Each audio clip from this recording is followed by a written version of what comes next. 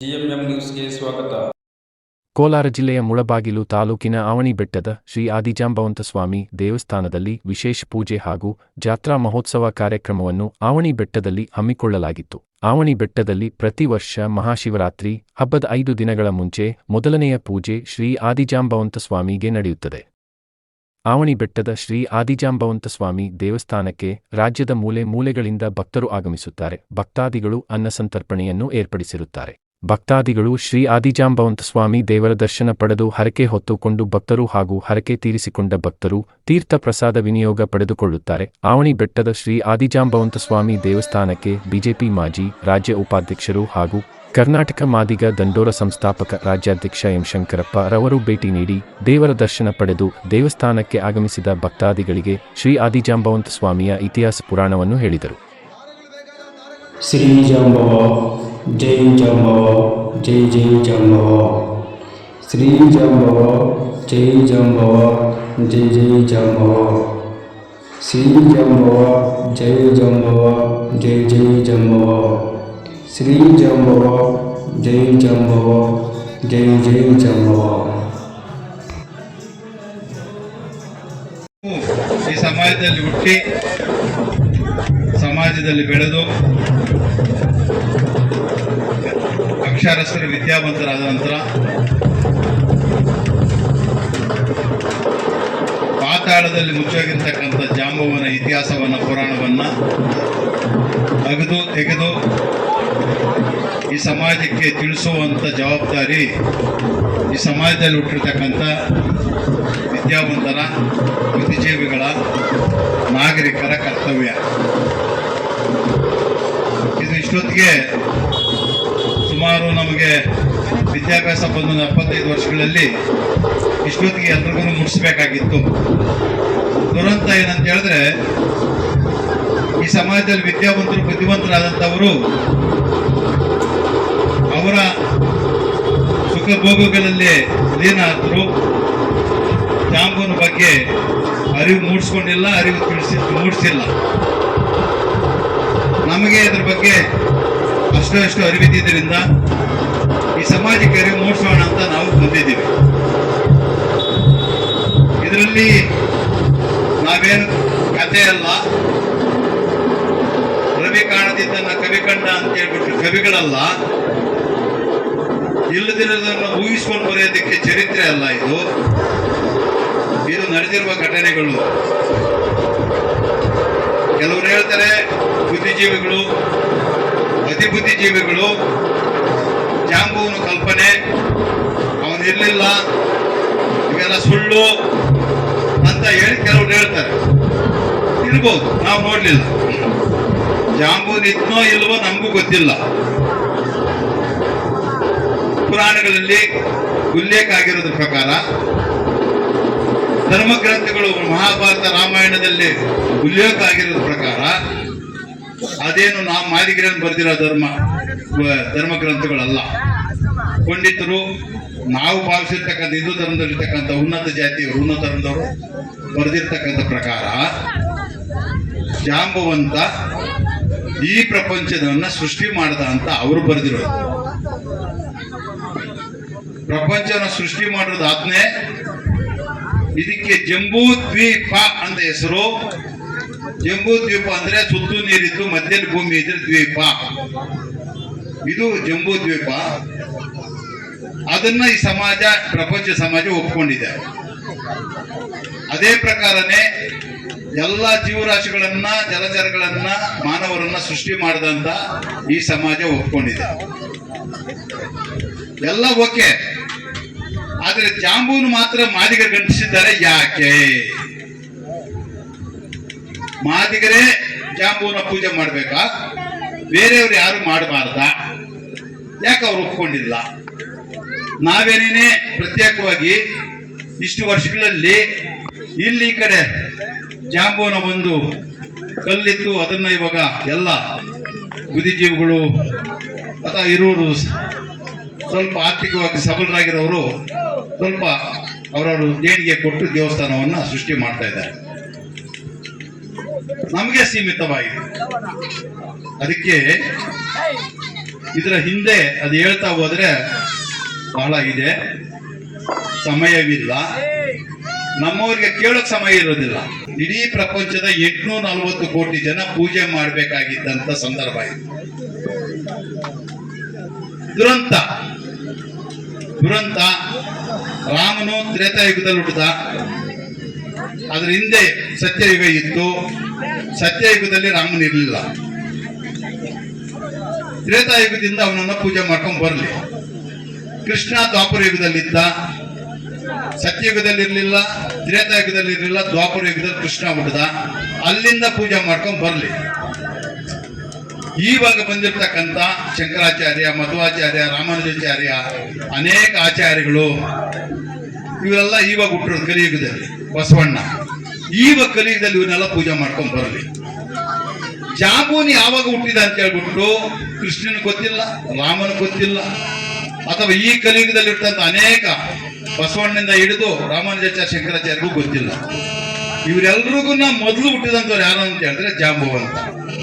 ಅಂದ್ರೆ ಕೃತಯುಗ, ತ್ರೇತಾಯುಗ, ದ್ವಾಪರ ಯುಗ, ಕಲಿಯುಗ 4 ಯುಗಗಳಿಂದ ಹಿಂದೆ ಈತ ಹುಟ್ಟಿದ್ದ ಅಂತೇಳಿ ನಾನು ಹೇಳ್ತಾ ಇಲ್ಲ, ಧರ್ಮಗ್ರಂಥಗಳು ಹೇಳ್ತಾ ಇವೆ.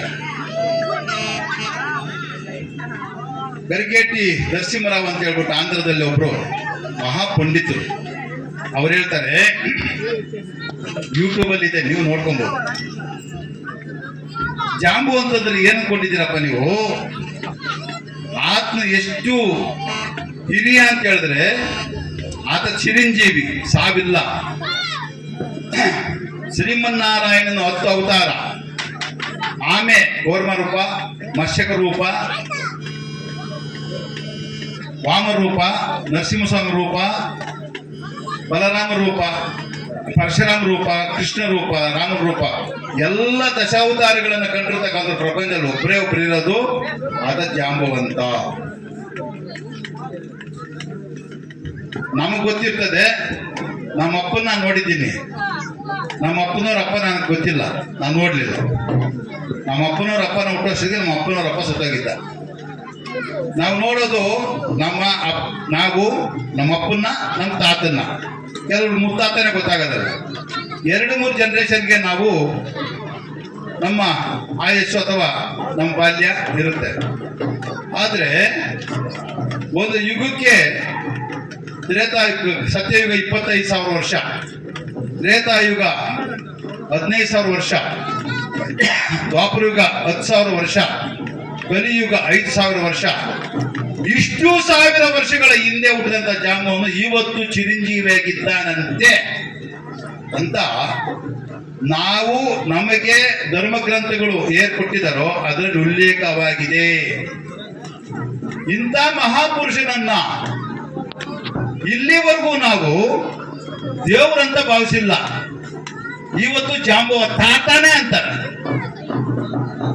ಜಾಂಬವ ತಾತ ಅಂತಾರೆ ವಿನಃ ಜಾಂಬವಂತನ ದೇವರು ಗುರು ಅಂತ ಭಾವಿಸಿಲ್ಲ ನಮ್ಮವರು ಕೆಲವು. ಅವ್ರಿಗೆ ತಿಳಿಸಲು ಇಲ್ಲ.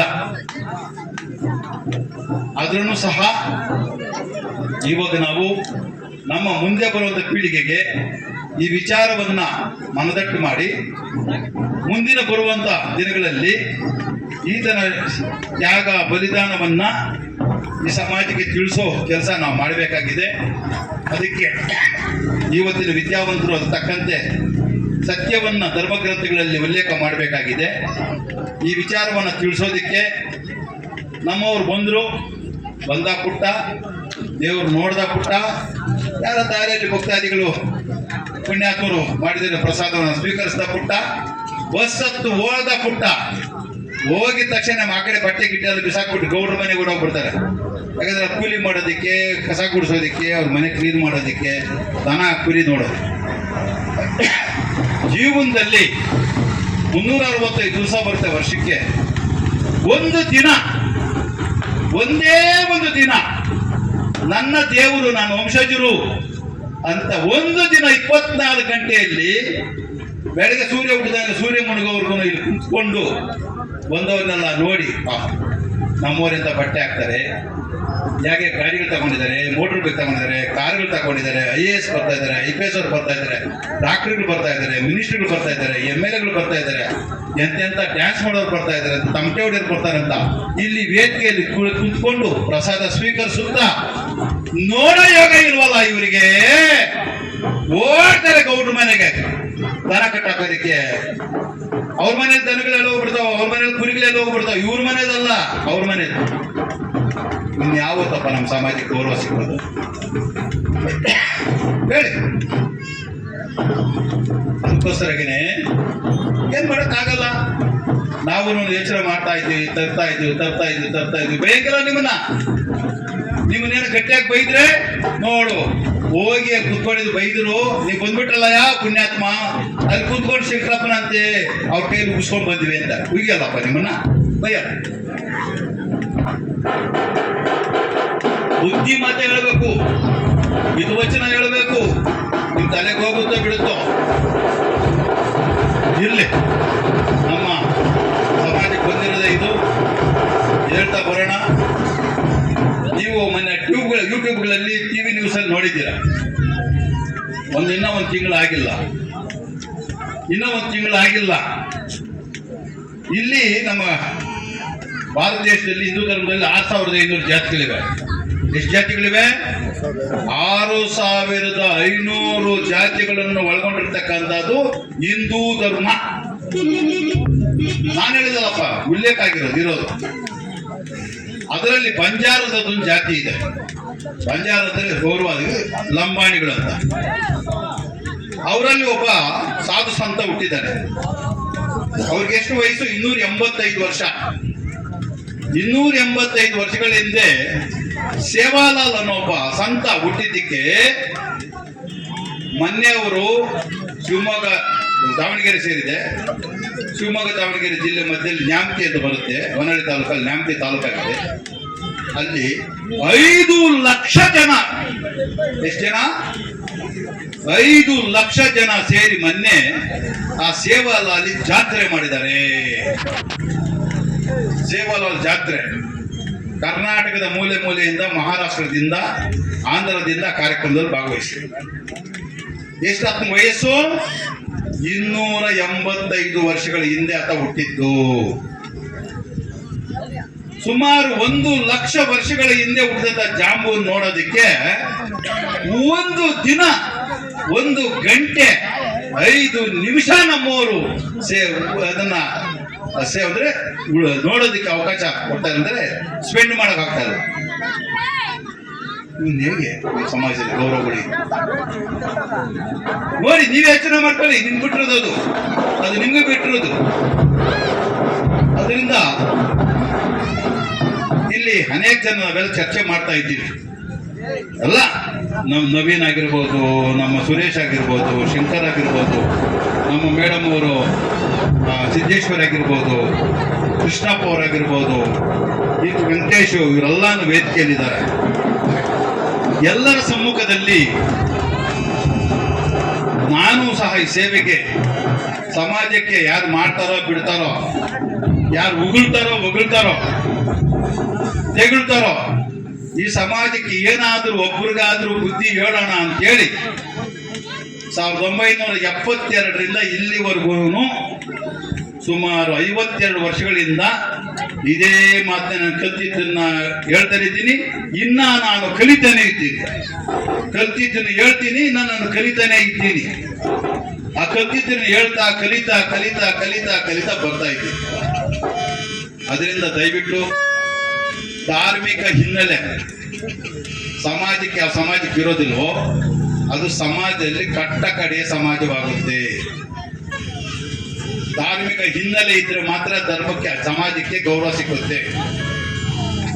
ನೀವು ನೋಡಿರ್ಬೋದು 2008ರವರೆಗೂ ವಾಲ್ಮೀಕಿ ರಾಮಾಯಣ ಬರೆದಿರೋದು ನಿಮ್ಗೆಲ್ರಿಗೂ ಗೊತ್ತು. 2008ರವರೆಗೂ ವಾಲ್ಮೀಕಿ ಕಾಣಿಸಿಲ್ಲ ಎಲ್ಲಿನೂ. ಬಿಜೆಪಿ ಸರ್ಕಾರ ಬಂತು, ಶ್ರೀರಾಮರವರು ಬಳ್ಳಾರಿಯವರು ಆ ಒಂದು ಜಾತಿ ರಜಾವನ್ನ ಘೋಷಣೆ ಮಾಡಿದ್ರು. ಇವಾಗಿರ್ತಕ್ಕಂಥ ಬೇಡ್ರು 3 ಮನೆ ಇರಲಿ, 4 ಮನೆ ಇರಲಿ, 5 ಮನೆ ಇರಲಿ, 100 ಮನೆ ಇರಲಿ, 1000 ಮನೆ ಇರಲಿ, ಅಲ್ಲಿ ವಾಲ್ಮೀಕಿ ಫೋಟೋ ಮಾಡ್ತಾರೆ, ಆ ಒಂದು ಕಾರ್ಯಕ್ರಮ ಮಾಡ್ತಾರೆ. ನಿಮ್ಮ ಊರುಗಳಲ್ಲೆಲ್ಲ ನೋಡಿರ್ಬೇಕು ನೀವು. ಆದ್ರೆ ಜಾಂಬವಂತನ ಫೋಟೋನಾಗ್ಲಿ, ಜಾಂಬವನ ಜಯಂತಿ ಆಗಲಿ, ಜಾಂಬವನ ಚರಿತ್ರೆ ಆಗಲಿ, ಜಾಂಬವನ ಇತಿಹಾಸ ಆಗಲಿ, ಅವೆಲ್ಲನೂ ಮುಂದೆ ಬಂದು ಅದನ್ನ ಅರಿಬೇಕು ಅಂತ ಹೇಳ್ಬಿಟ್ಟು